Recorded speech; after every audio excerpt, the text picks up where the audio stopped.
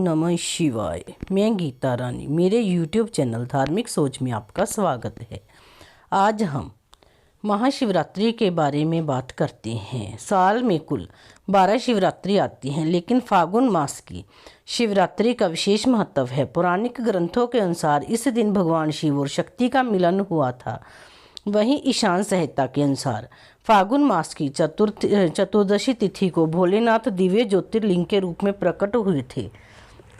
शिव पुराण में उल्लेखित एक कथा के अनुसार इस दिन भगवान शिव और माता पार्वती का विवाह हुआ था और भोलेनाथ ने वैराग्य जीवन का त्याग कर गृहस्थ जीवन अपनाया था। इस दिन विधिवत आदि देव महादेव की पूजा अर्चना करने से सभी मनोकामनाएं पूर्ण होती हैं व कष्टों का निवारण होता है। मान्यता है कि महाशिवरात्रि का व्रत करने से सुहागन नारियों का सुहाग सदा अटल रहता है तथा व्यक्ति काम क्रोध लोभ के बंधन से मुक्त होता है। फागुन मास की चतुर्दशी तिथि को महाशिवरात्रि का पावन पर्व मनाया जाता है। इस बार साल 2022 में महाशिवरात्रि व्रत 1 मार्च 2022 दिन मंगलवार को है। चतुर्दशी तिथि सुबह 3:16 से शुरू होकर 2 मार्च 2022 को सुबह 1 बजे समाप्त होगी। बता दें, निशिता काल 2 मार्च 2022 को 12:08 से 12:58 तक है, यानी 50 मिनट तक का रहेगा। निशिता काल में पूजा का शुभ मुहूर्त होता है। सूर्य उदय से पहले स्नान आदि कर निवृत्त होकर साफ वस्त्र धारण करें। इसके बाद लोटे में पानी या दूध भरकर बेलपत्र, फूल, धतूरा, भांग आदि डालकर शिवलिंग पर चढ़ाएं। शिव पुराण में वर्णित एक कथा के अनुसार महाशिवरात्रि के दिन शिव पुराण का पाठ और महामृत्युंजय मंत्रों का जाप करना चाहिए।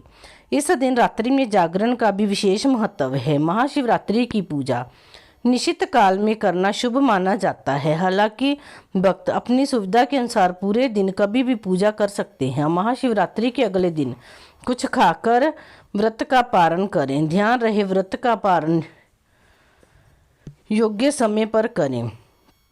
साल में कुल 12 शिवरात्रि आती है। हिंदू पंचांग के अनुसार प्रत्येक माह में कृष्ण पक्ष की चतुर्दशी को मासिक शिवरात्रि यानी प्रदोष व्रत होता है, जबकि महाशिवरात्रि का पावन पर्व साल में एक ही बार फागुन मास की चतुर्दशी को मनाया जाता है। पुरानी कथाओं के अनुसार इस दिन भगवान शिव और माता पार्वती का विवाह हुआ था। भोलेनाथ ने वैराग्य जीवन त्याग कर गृहस्थ जीवन अपनाया था। महाशिवरात्रि का वर्णन शिव पुराण में भी मिलता है। पुरानी कथा के अनुसार फागुन मास की चतुर्दशी को भगवान शिव और माता पार्वती का विवाह हुआ था। इस दिन विधिवत भगवान शिव और माता पार्वती की पूजा अर्चना करने से वैवाहिक जीवन खुशहाल रहता है और विवाह में आने वाली सभी विघ्न बाधाएं दूर होती हैं। धार्मिक मान्यताओं के अनुसार इस दिन व्रत करने से भगवान शिव की पूजा अर्चना करने से मनचाहे जीवन साथी की प्राप्ति होती है। यदि कि आपके विवाह में बार बार अड़चन आ रही है तो महाशिवरात्रि के दिन भोलेनाथ की पूजा करने से सभी बाधाएं दूर होती हैं। इस दिन शिवलिंग का जलाभिषेक कर विधिवत भगवान शिव और माता पार्वती की पूजा अर्चना करने से मनोवांछित फल की प्राप्ति होती है और भोलेनाथ का आशीर्वाद सदैव आपके अपने भक्तों पर बना रहता है। महाशिवरात्रि की कथा। पूर्व काल में चित्रभानु नामक एक शिकारी था। जानवरों की हत्या करके वह अपने परिवार को पालता था।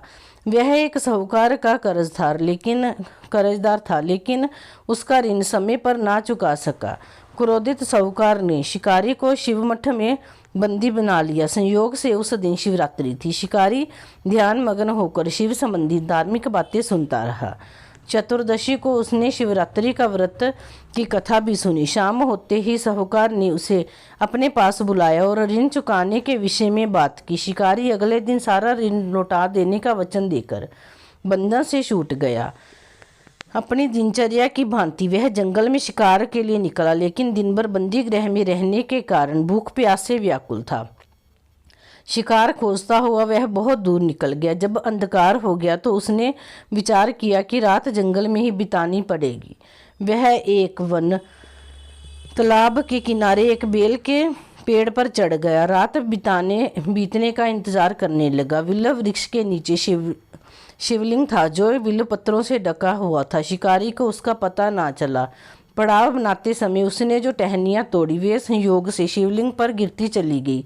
इस प्रकार दिन भर भूखे प्यासे शिकारी का व्रत भी हो गया और शिवलिंग पर बिल्वपत्र भी चढ़ गए। एक पहर रात्रि बीत जाने पर एक गर्भनी हिरनी तालाब पर पानी पीने पहुंची। शिकारी ने धनुष पर तीर चढ़ाकर ज्यों ही प्रत्यंचा खींची, हिरनी बोली, मैं गर्भनी हूँ, शीघ्र ही प्रसव करूंगी। तुम एक साथ 2 जीवों की हत्या करोगे, जो ठीक नहीं है। मैं बच्चे को जन्म देकर शीघ्र ही तुम्हारे समक्ष प्रस्तुत हो जाऊंगी, तब मार लेना। शिकारी ने प्रत्यंचा ढीली कर दी और हिरनी जंगली झाड़ियों में लुप्त होगी। प्रत्यंचा चढ़ाने तथा ढीली करने के वक्त कुछ बिल्वपत्र अनायास ही टूटकर शिवलिंग पर गिर गए।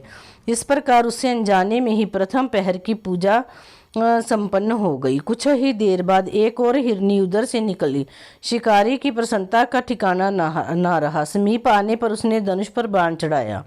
तब उसे देख हिरनी ने विनम्रता पूर्वक निवेदन किया, हे शिकारी, मैं थोड़ी देर पहले ऋतु से निवृत्त हुई हूँ, कामातुर हिरनी हूँ, अपने प्रिय की खोज में भटक रही हूँ। मैं अपने पति से मिलकर शीघ्र ही तुम्हारे पास आ जाऊंगी। शिकारी ने उसे भी जाने दिया। 2 बार शिकार को खोकर उसका माथा ठनका। वह चिंता में पड़ गया। रात्रि का आखिरी पहर बीत रहा था। इस बार भी धनुष से लगकर कुछ बेलपत्र शिवलिंग पर जा गिरे तथा दूसरे पहर की पूजन भी संपन्न हो गया। तभी एक अन्य हिरनी अपने बच्चों के साथ उधर से निकली। शिकारी के लिए वह स्वर्णिम अवसर था। उसने धनुष पर तीर चढ़ाने में देर नहीं लगाई। वह तीर छोड़ने ही वाला था कि हिरनी बोली, हे शिकारी, मैं इन बच्चों को इनके पिता के हवाले कर लौट के आऊंगी। इस समय मुझे मत मारो। शिकारी हंसा और बोला, सामने आए शिकार को छोड़ दूं?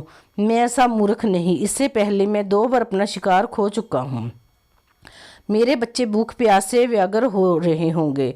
उत्तर में हिरनी ने फिर कहा, जैसे तुम्हारे बच्चे अपने बच्चों की ममता सता रही है, ठीक वैसे ही मुझे भी। शिकारी, मेरा विश्वास करो, मैं इन्हें इनके पिता के पास छोड़कर तुरंत लौटने की प्रतिज्ञा करती हूँ। हिरनी का दीन स्वर सुनकर शिकारी को उस पर दया आ गई। उसने उस मृग को भी जाने दिया। शिकार के अभाव में तथा भूख प्यास से व्याकुल शिकारी अनजाने में ही बेल वृक्ष पर बैठा बेल पत्थर तोड़ तोड़ कर नीचे फेंकता जा रहा था। पाँव फटने की हुई तो हर एक हष्ट पुष्ट मृग उसी रास्ते पर आया।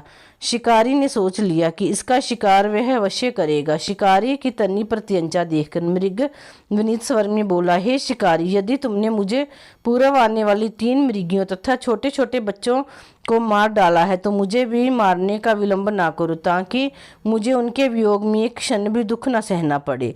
मैं उन हिरनियों का पति हूँ। यदि तुमने उन्हें जीवन दान दिया तो मुझे भी कुछ क्षण का जीवन देने की कृपा करो। मैं उनसे मिलकर तुम्हारे समक्ष उपस्थित हो जाऊंगा।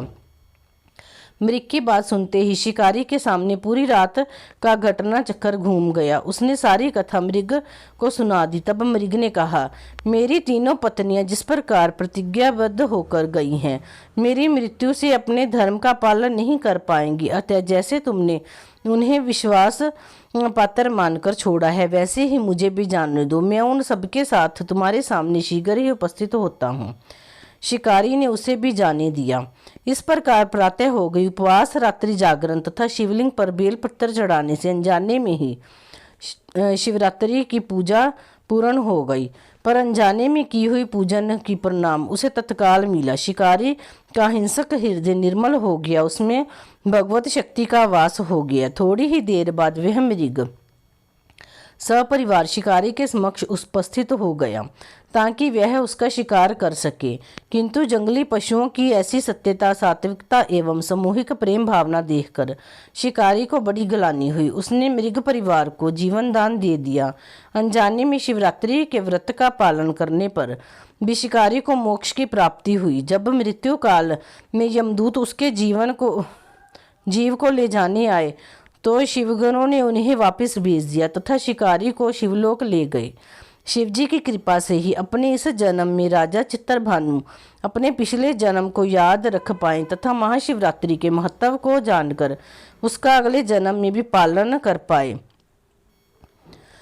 शिकारी की कथन अनुसार महादेव तो अनजाने में किए गए व्रत का भी फल दे देते हैं, पर वास्तव में महादेव जी शिकारी की दया भाव से प्रसन्न हुए।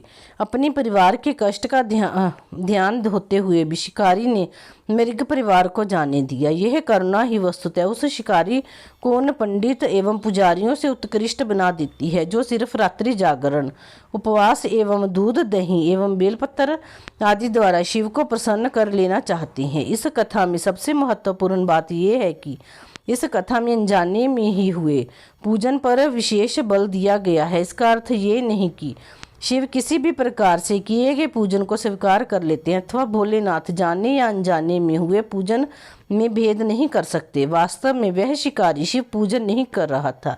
इसका अर्थ ये भी हुआ कि वह किसी तरह के किसी फल की कामना भी नहीं कर रहा था। उसने मृग परिवार को समय एवं जीवन दान दिया जो कि शिव पूजन के समान है। शिव का अर्थ ही कल्याण होता है।